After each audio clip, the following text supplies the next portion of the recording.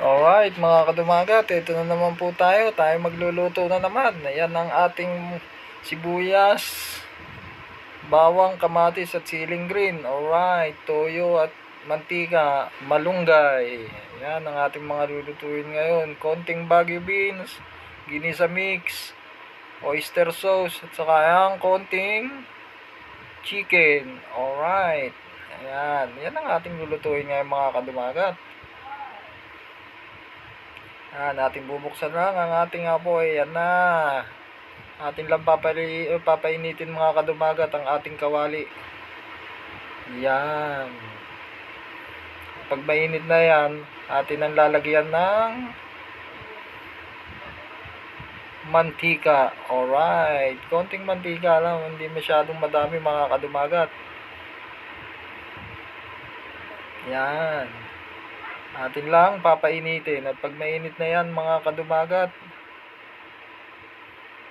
lalagay na natin yung bawang at sibuyas. Pinagsasabay natin yan mga kadumagat. Kasi dapat hindi nag-iiwanan yan dalawa. Parang mga nagmamahalan lang yan. Ay inay, bumanat na naman. Walang iwanan. Ay.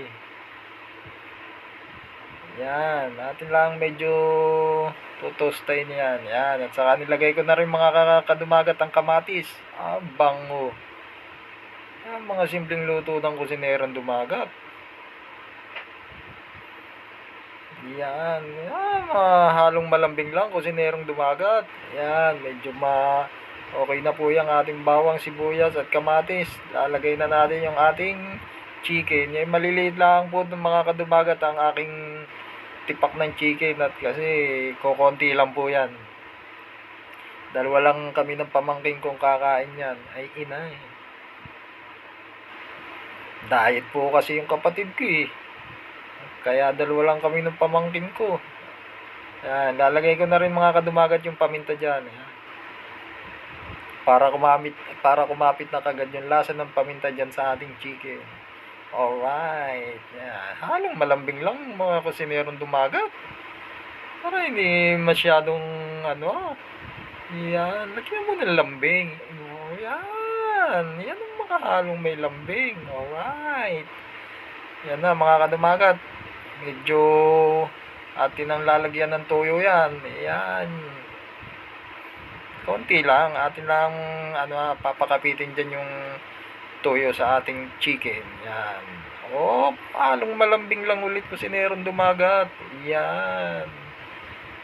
Para naman di masyadong nasasaktan yung ating niluluto. Ay inay, bumanot na naman. Yan, kumukulo na siya mga kadumagat. Lalagay na natin yung ating oyster sauce. Yan yung isa sa nilalagay nating pampalat. Oyster sauce at saka toyo. Maalat po kasi mga kadumagat yung oyster sauce. Yan, at ating haluin. Yan, medyo naglalapot-lapot na po ang ating niluluto, ang ating sarsa. Alright. Tapos tatakpan po muna natin yan. Yan natin muling titingnan. Yan, medyo tuyot na siya mga kadumagat. Lalagyan na natin yan ng kalahating basong tubig. Yan. Saka halo ulit ng malambing. Yan. Malambing na halo lang. Alright. Bango. Talagang mapapakain na naman ang madami ang kusinerong dumagat. Yan, atin po ulit tatakpan niya mga kadumagat. Yan na. Kumukuro-kuro. Yan na siya. Yan, at lalagyan natin ng konting magic sarap. Magic sarap, baka naman. Yan, at saka ilalagay na po natin yung ating Baguio beans. Yan, konti lang yan mga kadumagat. Lang yan, siguro mga 15 pesos lang yan. Yan. Tira lang po yan nung ginamit ko kagabi. Kaya po pero 15 pesos lang po ang bili dyan ng aking kapatid. Yan.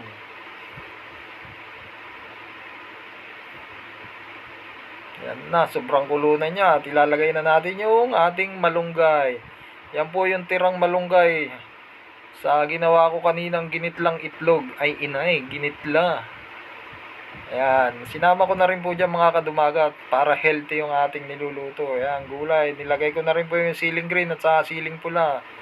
Kasi medyo mahilig sa maanghang ang kusinerong dumagat. Ayan, konting halo-halo lang.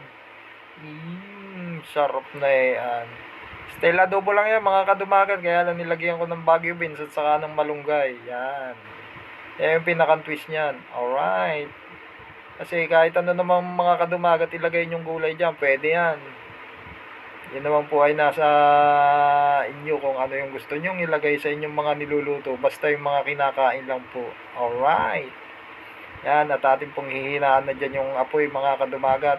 Yan. Para hindi naman masyadong maano yung ating gulay. Sarap na yan. Medyo malapot-lapot na po yung ating sarsa. Yan, gusto ko sa mga lutong ganyan mga kadumagat ay medyo malapot yung ano. Yan na. Atin ang ilalagay sa ating lagayan yan mga kadumagat.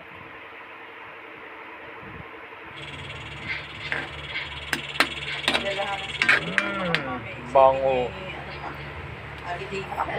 Mga lutong dumagat lang yan. Mga simplihan luto lang yan. Yan, ilalagay na po natin yan at tayo po ay kakain na. Ay inay, kain na naman ang kusinerong dumagat. Ayan na. 65 lang itong ganitong lang to.